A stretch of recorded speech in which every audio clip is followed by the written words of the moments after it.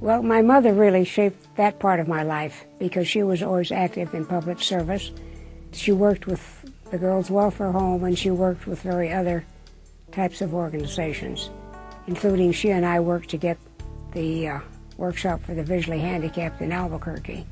My father, who was a Frenchman, was a very liberal in many ways.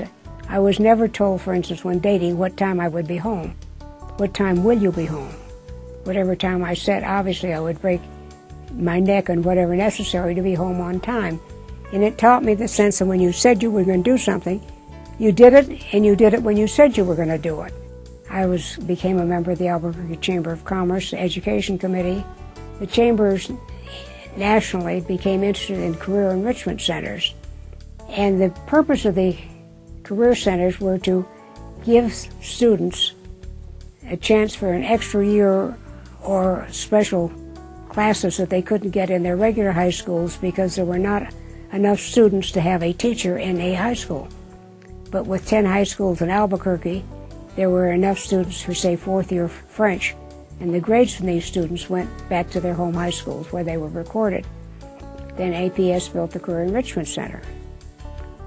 And the then cabinet member for education came to Albuquerque for its opening and said, "This is the only career enrichment center that has been profitably built and properly staffed with not a dime from anybody's money."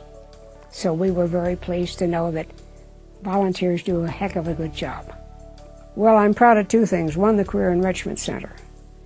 And secondly, the work that I have done with Albuquerque Sister Cities Foundation, Inc. The mayor of our city and the mayor of their city agreed that they will be sister cities. Then it's handed to us. For example, during the 300th anniversary of Albuquerque, the mayor asked us if we could bring some of our sister city members in. We brought 300 people in. The city gave us part-time or some time on the stage on the 4th of July celebration at the Balloon Park, so we could have all of these people perform for them, which exposed hundreds or thousands of Albuquerqueans to the fact that there was music and what have you all over the world. We have broadened the spectrum of people who know where Albuquerque is and that it is a viable community, which is to the advantage of Albuquerque for sure. The other thing I think is important is getting to know students from other areas, not necessarily in the States, but outside of the States, which is one reason the Sister Cities has this exchange program.